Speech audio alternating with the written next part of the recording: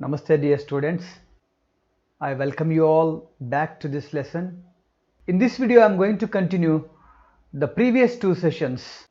The topic of third session is major poets of pre-independence Indian English poetry. To understand this unit, dear students, you must have the knowledge of the following topics: history of modern India, especially the independence movement, the development of English language in India, characteristic features of pre-independence Indian English poetry.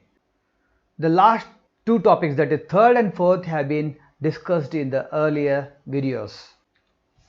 The pre-independence Indian English poetry was started from the Dutt family album, though it came 20 years after M.M. Dutt's Visions of the Past. There is a debate among scholars whether the pre-independence Indian English poetry started from Dutt's family album or M.M. Dutt's Visions of Past. Generally, scholars accept that Dutt's family album, which came 20 years after the publication of Michael Madhusudan Dutt's Visions of the Past, is regarded as the starting point of pre-independence Indian English poetry. The Dutt family album, which came out in 1870, containing about 200 poems by Govind and his family, is historically significant as it created an ideal literary atmosphere for blossoming of the young genius poets like Toru. Dear students, you might have heard this name of Toru, a famous pre-independent Indian English poet. Such a genius has come out from Dutt's family. Dutt family album helped the growth of the genius poets like Toru, and it created an ideal atmosphere for the blossoming of genius like Toru. Publication of Ancient Ballads and Legends of Hindustan in 1882 by Toru with an introduction by Aravind Ghosh is a milestone in Indian English poetry. Toru wrote, published Ancient Ballads and Legends of Hindustan. It was introduced by Aravind Ghosh. It is regarded as a milestone in Indian English poetry. Indian English poetry, poets of pre-independence India. This is the list of poets of pre-independence India: Henry Louis Vivian Derozio, Michael Madhusudan Dutt, Toru, Rabindranath Tagore, Aravind Ghosh, Sarojini Naidu, Manmohan Ghosh,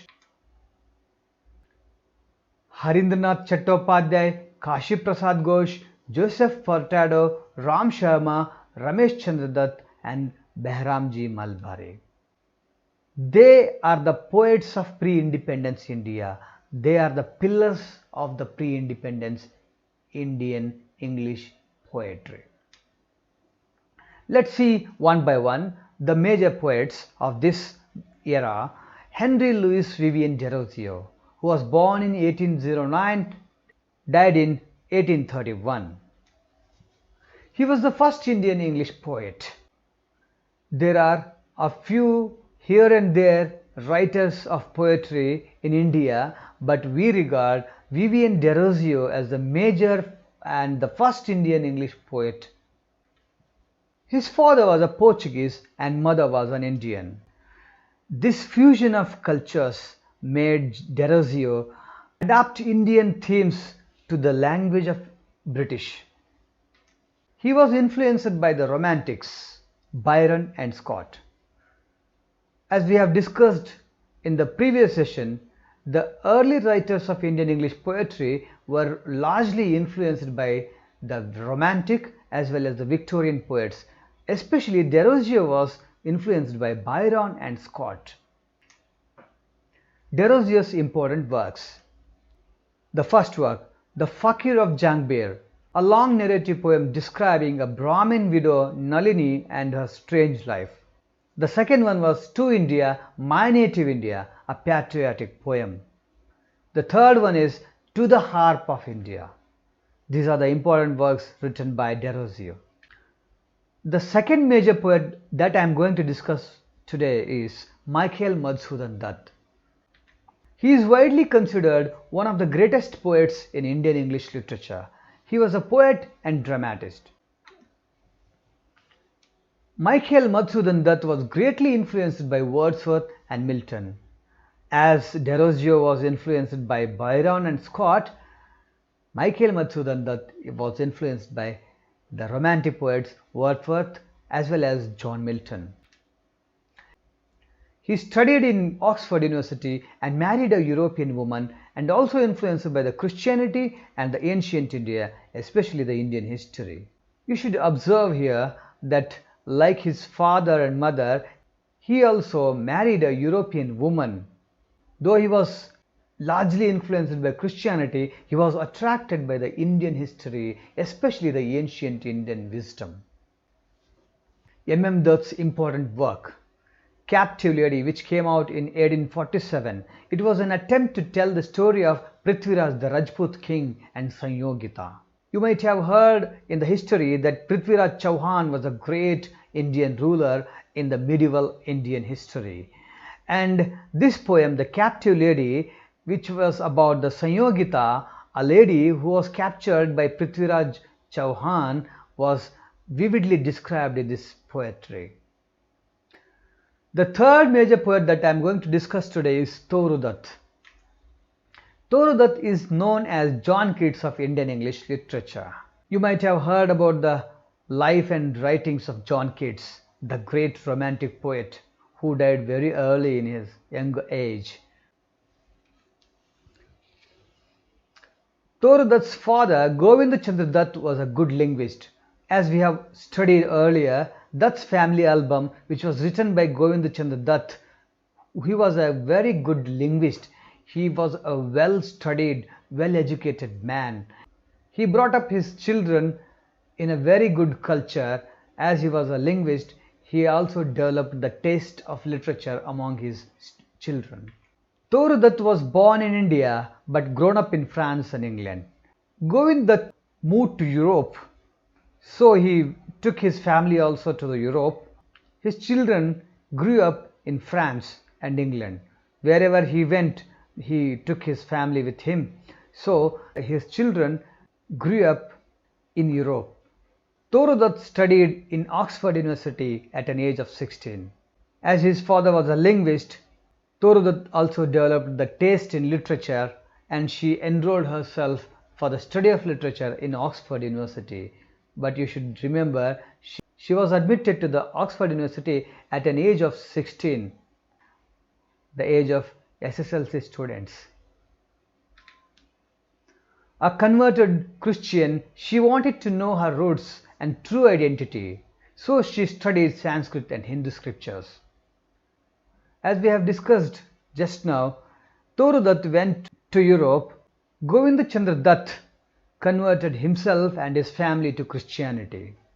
And after he went to Europe, he took his family also to Europe. But growing in Europe, Tagore Dutt had very strong affinity towards India. She wanted to know her roots and true identity. So she came back to India. She was fascinated to study the Sanskrit because she thought that Indian wisdom lies in Sanskrit. So she studied Hindu scriptures through the study of Sanskrit language.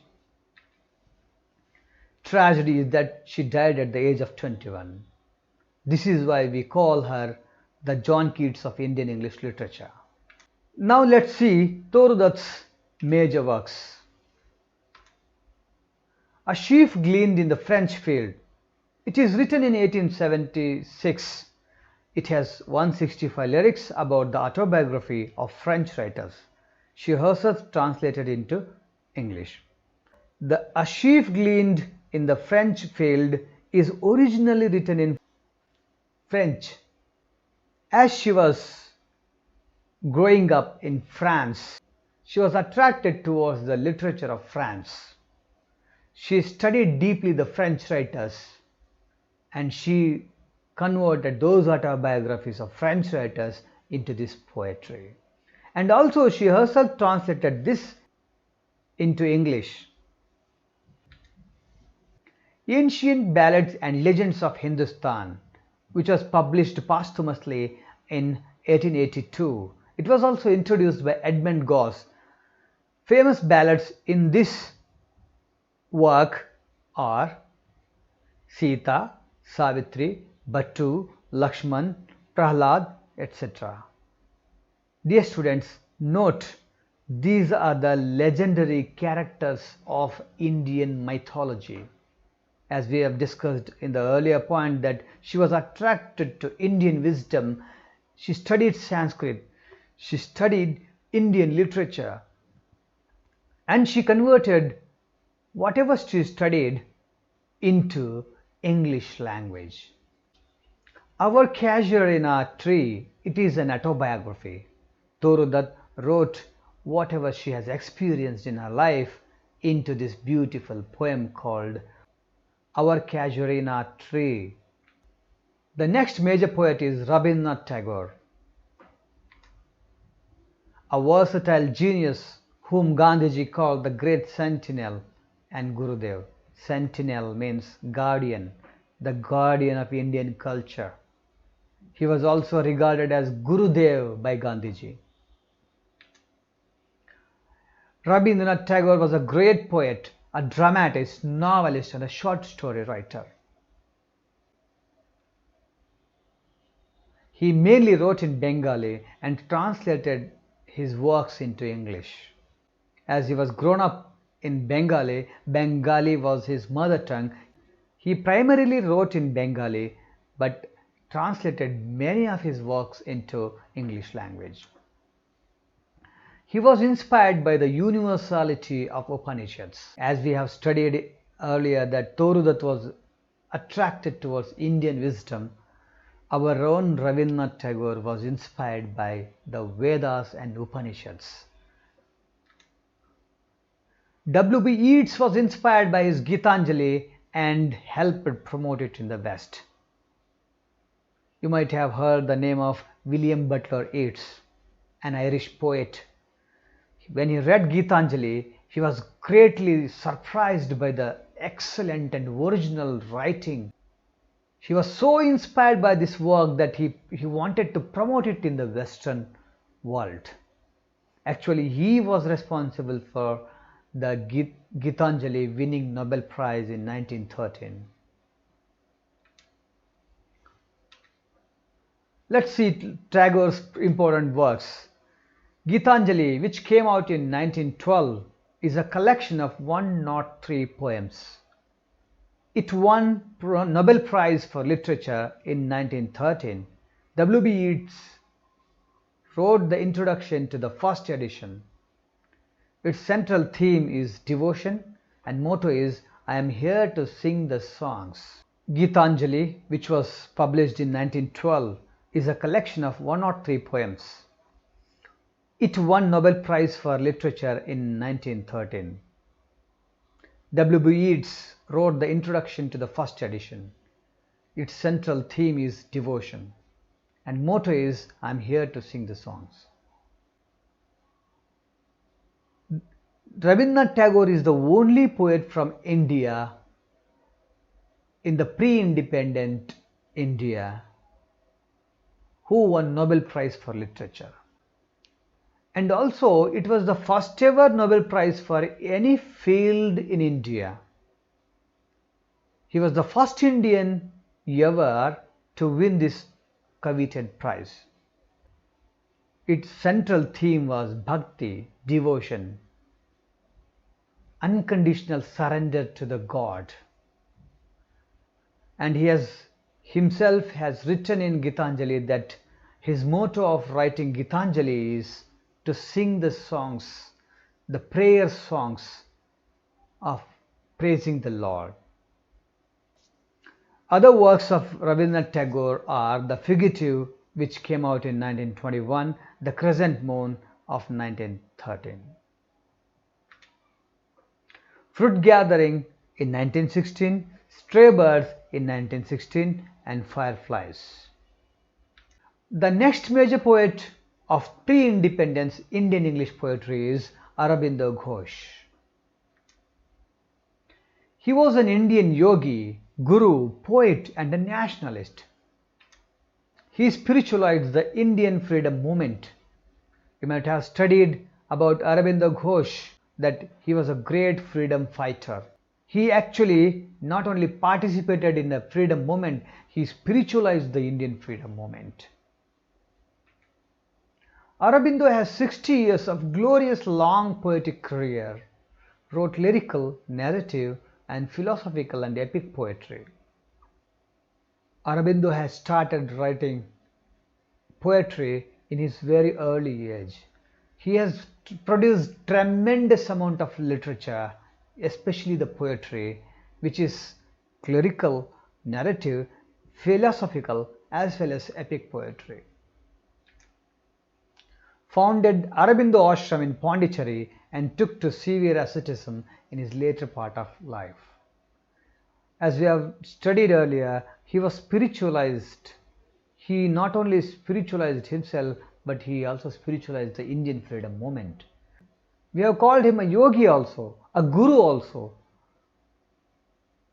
because he founded Aurobindo Ashram in Pondicherry and he took to asceticism in his last part of life. He renounced the worldly pleasure. He even renounced his earlier tendency of fighting for the Indian freedom. Now let's see Aravind Ghosh's major poetry. Urvashi, a long narrative poem of 1500 lines, a blank verse. It is a retelling of ancient Indian king Pururava. You might have heard about the Pururava, who was defeated in the hands of Alexander. Urvashi is that tale, a retelling in English language of the Indian story of Pururava. Savitri, a legend and a symbol. An epic poetry in blank verse has 24,000 lines and was written in 12 books. Savitri is regarded as an epic. It is a voluminous work which has been written in 12 books. Many regard Savitri as the masterpiece of Aravind Ghosh. And the other works of Aravind Ghosh are the future poetry, Life Divine, Love and Death, Baji Prabhav. Life Divine is a great autobiography of Aravind Ghosh. The next major poet that we'll discuss today is Sarojini Naidu. Mahatma Gandhiji called her Nightingale of India. Actually, Rabindranath Tagore also called her Koel, Bharat ki Kokila. Sarojini Naidu started writing poetry at an early age. Her poetic talent developed under the influence of Primus Club and the encouragement given by Arthur Symons and Edmund Gosse. Edmund Gosse, who has inspired Thoridath, also inspired Sarojini Naidu to write the poetry. Especially the first work of Sarojini Naidu, The Golden Threshold, was inspired by Edmund Gosse. Naidu's poetry includes children's as well as serious themes like patriotism, romance and tragedy. In the Bazaars of Hyderabad is one of her popular poems. Naidu has written many children poems. She has also written many patriotic and romantic poems also. Major works of Sarojini Naidu: The Golden Threshold, The Bird of Time, The Broken Wing, The Father of the Dawn, The Songs of the Springtime, The Sceptral Flute. Dear students, in this video we have discussed briefly about the major poets of pre-independence India, that is Henry Louis Vivian Derozio, Michael Madhusudan Dutt, Thorodath, Rabindranath Tagore, Aravind Ghosh, Sarojini Naidu. Now it's time to check your understanding from this video. There are some questions and we have 4 options for each question. Please choose the right answer. First question: Dash is regarded as the first Indian English poet? Options are Ghosh, Geraltio, Torudutt and Govind Dutt. Take your time.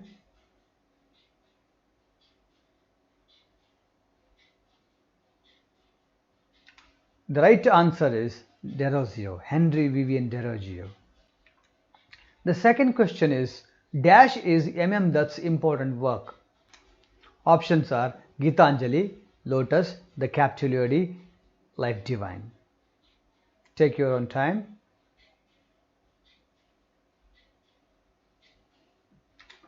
The correct answer is The Capitulary.